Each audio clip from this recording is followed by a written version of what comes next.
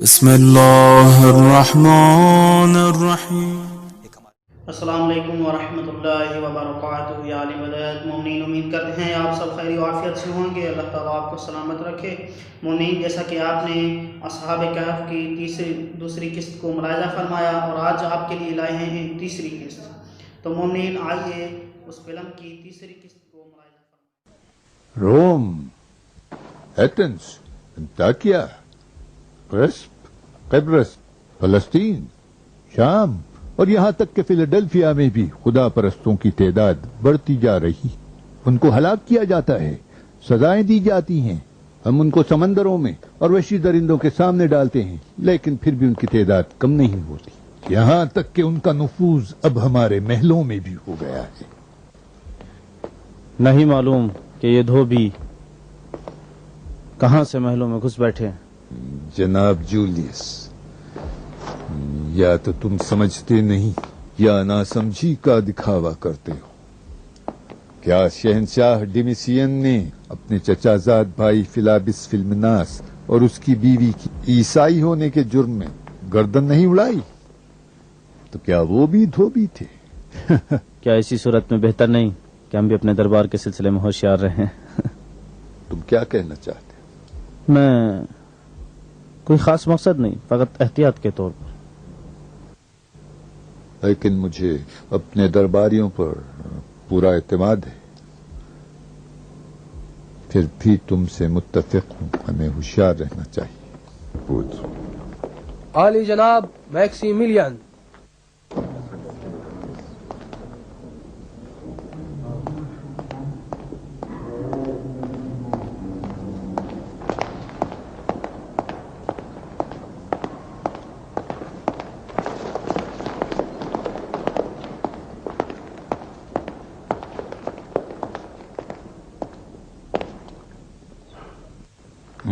تو آخرکار ہمارے مشیر اعلیٰ تشریف لے آئے۔ خدمت گزاری کے لیے تیار ہوں عالی جناب۔ درود و سلام عالی جناب دقیانوس پر۔ تاخیر کے لیے معافی چاہتا ہوں، امید ہے مجھے معاف کر دیں گے۔ جناب میکسیملین، آپ اب تک کہاں تھے؟ حاکم والا سے حقیقت کو چھپانا ممکن نہیں۔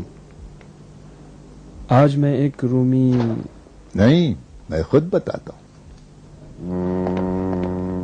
یقیناً اس مرد کے جلائے جانے کی تقریب میں شریک ہونے گئے ہوں گے۔ ہاں، اس مرد کے جلائے جانے کو جس نے شہنشاہ کے مجسمے کو گرا دیا اور ہمارے دوسرے خداؤں کی بھی اہانت کی۔ کیا میرا اندازہ ٹھیک نہیں ہے؟ آپ کا اندازہ بالکل ٹھیک ہے۔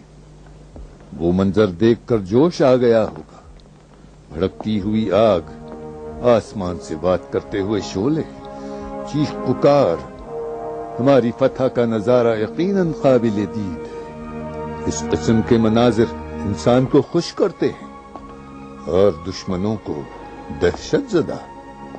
لیکن جناب میکسیملین، ایسے مناظر تو اس شہر میں ہر روز دیکھے جاتے ہیں۔ مجھے تعجب ہے کہ اس رسم کی خاطر آپ اس اہم جلسے میں شریک نہ ہو۔ علی جناب صرف رسم کا مشاہدہ کرنے نہیں، میں ایک رومی خاندان سے ملنے بھی گیا تھا۔ تو کیا وہ بیمار تھے؟ جی نہیں، ضرورت مند تھے، انہیں دلاسا دیا اور ان کی ضرورت بھی پوری کی۔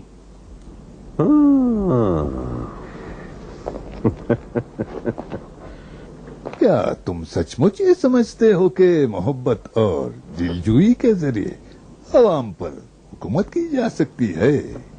میں عالی جناب دقیانوس کے مقصد کو سمجھتا ہوں، حکومت تلوار کے زور پر، لیکن میں تلوار کو کافی نہیں سمجھتا۔ جناب میکسیملین، یہاں ہر روز ہم نئے نئے مذہب کے ظہور دیکھتے ہیں۔ ان مذہبوں کو تلوار کے بغیر ہم کس طرح دبا سکتے ہیں؟ دنیا میں بہت سے مذاہب ظاہر ہوئے اور مختلف حکام نے ان کے ساتھ مختلف سلوک کیے۔ کبھی سیاستدان سمجھداری کے ساتھ محبت کے ذریعے اپنے مقصد میں کامیاب ہوئے تو کبھی تلوار کے ذریعے۔ میرا عقیدہ یہ ہے کہ محبت وہ کام کر سکتی ہے جو تلوار نہیں کر سکتی۔ تم غلطی پر ہو میکسیملین، حکومت صرف تلوار کے سہارے ممکن ہے۔ محبت کچھ نہیں کر سکتی، صرف تلوار کے زخم کی سوزش کو کم کر سکتی ہے، بس۔ علی جناب، کیا بہتر نہ ہوگا کہ کام کی باتیں کی جائیں؟ معاف کیجیے گا علی جناب، کیا میں جناب میکسیمیلین سے ایک سوال پوچھ سکتا ہوں؟ جس خاندان سے آپ ملنے گئے تھے، کیا یہ مجرم پلوٹن سے تعلق نہیں رکھتا کہ جس کو آج عیسیٰ کی پیروی کرنے کے جرم میں جلا دیا گیا؟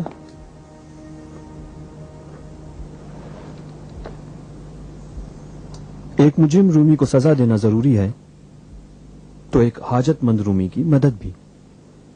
تعجب کی بات ہے، تم مسیحی مجرم کی دلجوئی کے لیے گئے تھے۔ جی علی جناب، یہ بات درست ہے، لیکن علی جناب، کیا ایک شخص کے جرم کے خاطر اس کے پورے کنبے کو سزا دینی چاہیے؟ اچھی طرح سمجھ لو میکسیمیلین، تم مجھے اچھی طرح جانتے ہو، اور تم کو معلوم ہے کہ میں انسانوں کی جان کو ایک کیڑے کی حد تک بھی اہمیت نہیں دیتا۔ تم میری بیٹی کے شوہر ہو، لیکن میری آنکھوں سے زیادہ عزیز نہیں ہو۔ اگر نہیں جانتے ہو تو میری بیٹی سے پوچھ لینا کہ میں نے کس طرح اپنے خائن کی آنکھوں کو نکال کر پھینک دیا تھا۔ اپنے کام سے کام رکھو، ورنہ اگر میں کسی پر شک کر گیا تو غضب ہو جائے گا، بس۔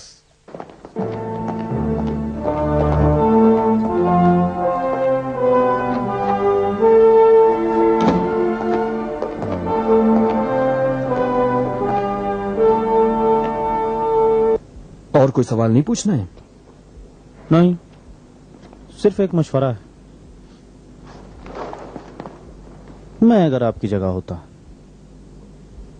تو بانو ہیلن کے انجام کو زیادہ سوچتا۔ عجیب بات ہے، اس کا آپ سے کیا تعلق ہے؟ آپ اپنے سلوک سے ان کو خطرے میں ڈالتے ہیں۔ اپنے سلوک کے بارے میں زیادہ ہوشیاری سے کام لیں۔ تم بھی اپنے منہ کو سنبھال کے رکھو، کیونکہ چھوٹا منہ بڑی بڑی باتیں کرنے لگا ہے، کہیں ٹوٹ نہ جائے۔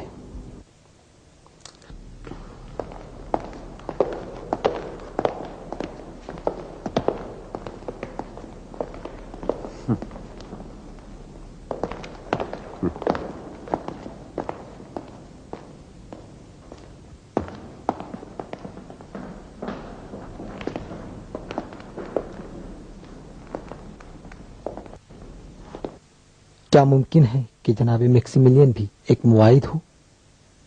اتنی آسانی سے نہیں کہا جا سکتا، آنے والے وقت کا انتظار کرنا چاہیے۔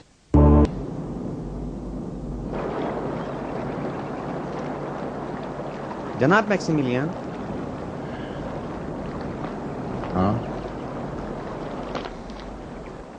سنا آپ نے قاضی جولیس سے کہہ رہا تھا کہ ایک شخص نے ایذاؤں کے زیر اثر ادونیا کے چھپنے کی جگہ بتا دی ہے۔ اندیشہ تو تھا،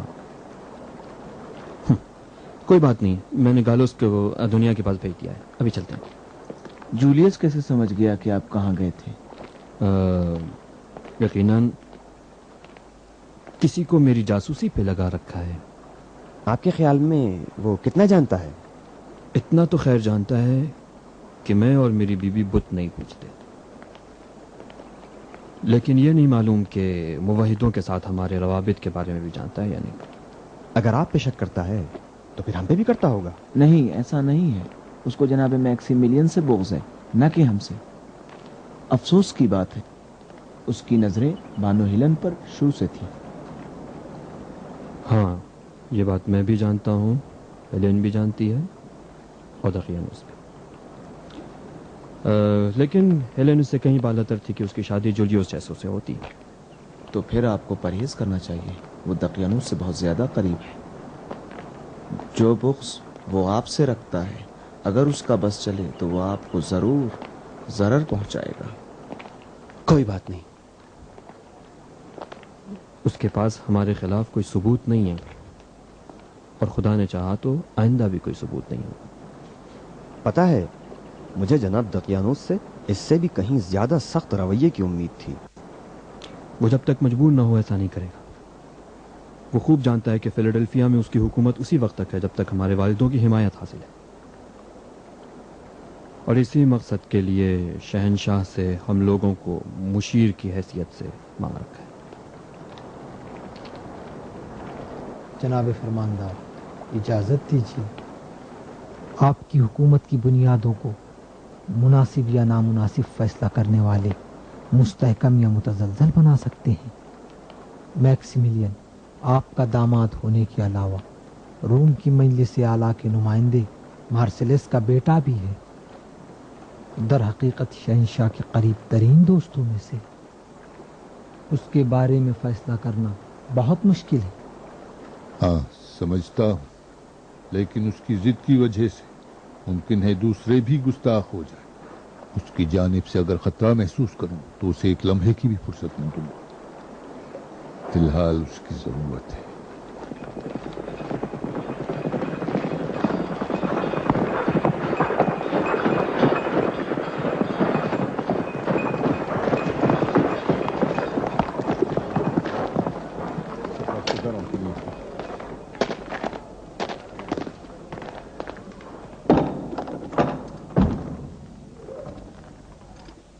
پھر کل ملیں گے. اچھی بات ہے.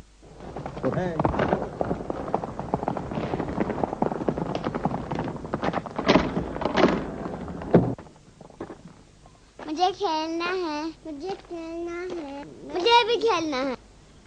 آرام سے کھیلو بیٹا. ارکلید تمہارے بابا آ گئے. سلام بابا.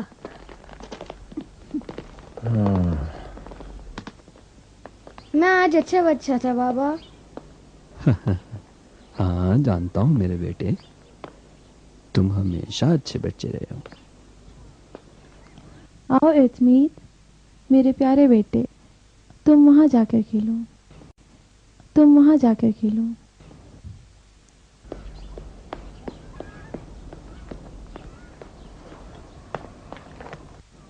کیا ہوا؟ کیا کوئی حادثہ ہو گیا ہے؟ ہاں پلوٹن.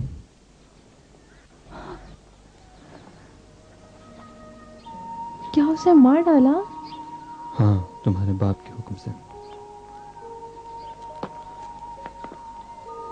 اس کو معبد اپولون کے سامنے زندہ جلا دیا گیا اور حکم دیا گیا ہے کہ اس کی لاش کو 3 دن تک سر عام رکھ دیا جائے دوسروں کی عبرت کے لیے. وہ میرے لیے باعث ننگ ہے. میں نے کہا ہے کہ وہ میرا باپ نہیں ہے. آپ مجھے اس کا تانا نہ دیں. نہیں ہیلن، باپ کی گناہ بچوں کے سر نہیں آتی. یہ آپ خود جانتے ہیں، میں اسے باپ کی بیٹی ہونے سے خود شرمسار ہوں. میں کبھی کبھی جو اس کے پاس جاتی ہوں یہ آپ کے لیے یا کسی کی نجات کی خاطر، ورنہ میرا اس سے ملنے کو دل نہیں چاہتا. میں نے بھی کبھی اس کے برے اعمال کو تم سے نہیں جوڑا ہیلن. کیا کروں کہ اس کے جرائم اب مجھ سے دیکھے نہیں جاتے ہیں. آپ نے وہ دیکھا ہی کہاں ہے جو میں نے اپنی آنکھوں سے دیکھا ہے. آج تمہارے باپ نے نہیں غلطی ہو گئی. دقیانوس نے مجھے دھمکی دی ہے کہ اگر اس کی آنکھ بھی ہوں تو نکال ڈالے گا. یہ حقیقت ہے. بے شک وہ اپنی دھمکی پر عمل کرے گا.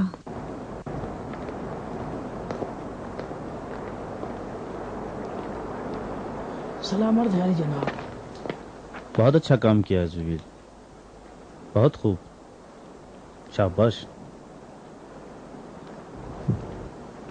تمہیں نئی ماموریت دیتا ہوں. کمہار ایدونیا پر نظر رکھو اور اس سے غافل نہ ہو. جو حکم میرا. لگتا ہے کہ جولیس کا خطرہ بھی میکسیملین کے خطرے سے کم نہیں ہے. میں کیا کہہ سکتا ہوں علی جناب. جو حکم ہے میرے آقا. خاص کر ان پر نظر رکھو جو اس سے رابطہ قائم کرتے ہیں. آپ کی خدمت کے لیے حاضر ہوں.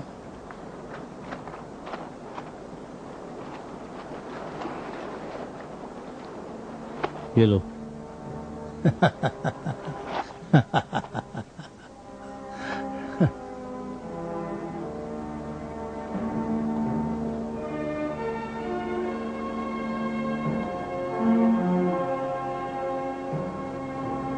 چلتے ہیں. وہ کہہ رہا تھا کہ تم جانتی ہو کہ کس طرح سے اس نے اپنی خائن آنکھ کو نکال ڈالا. میرے خیال سے اس کا اشارہ تمہاری ماں کی طرف تھا. ہاں، اس نے سچ کہا ہے. میں نے خود دیکھا ہے جو نہیں بھول سکتی.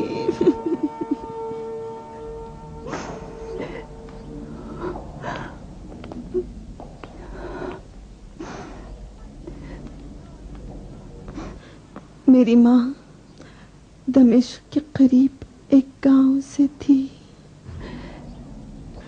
وہاں کے سارے لوگ بارنوا کے ذریعے مسیحی ہو گئے تھے. رومیوں کے حملے میں میری ماں کے سوا وہاں کے سارے لوگ مارے گئے.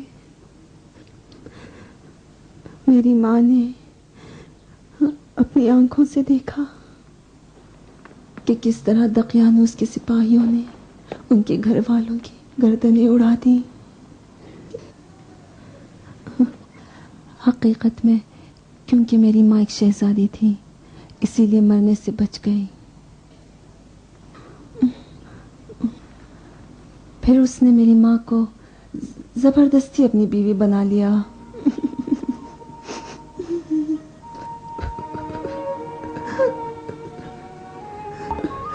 جانتا ہوں ایلین، پہلے بھی ان باتوں کو سن چکا ہوں. آپ نے تو سنا ہے، میں نے اپنی آنکھوں سے دیکھا ہے. اب آپ ہی بتائیے میں کیسے بھول سکتی ہوں.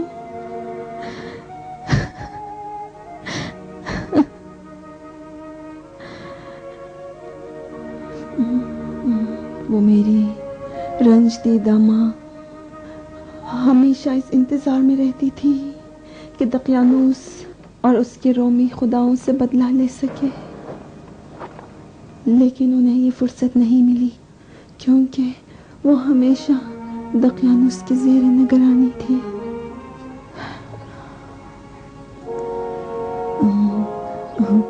یہاں تک کہ ہمیں معلوم ہوا کہ کئی عبادت گاہوں میں بتوں کو توڑ دیا گیا اور رومی سپاہی بت توڑنے والوں کو گرفتار کرنے لگے.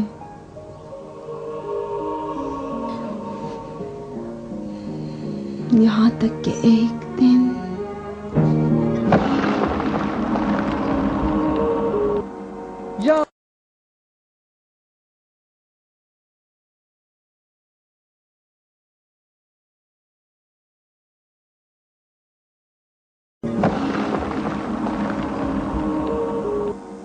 یا مریم مقدس، یہ کام خطرناک ہے، اپنے حال پر رحم کرو.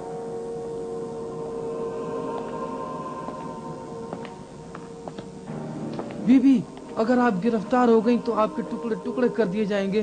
خدا را یہ کام نہ کرو. تم بیکار باتیں مت کرو، میری مدد کرو.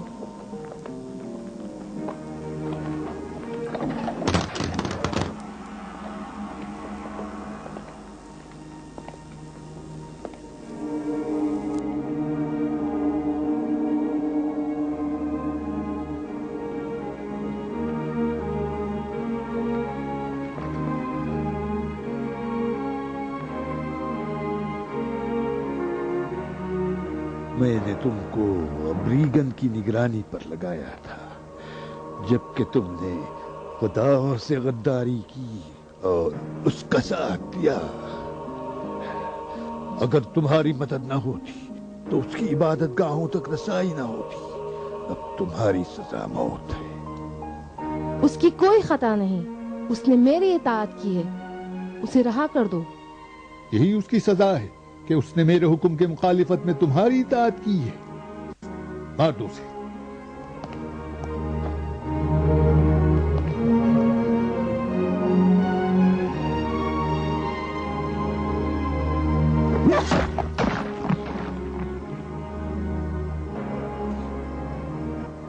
نے اپنی غداری کو بھگتا، اب تمہاری باری ہے خداؤں کی آگ میں جلو۔ تم مجھے موت سے مت ڈراؤ۔ جس دن تم نے میرے والدین اور متعلقین کی میرے آنکھوں کے سامنے پتھر کے بتوں کے قدموں میں قربانی کی تو میں نے اسی وقت انتقام کا فیصلہ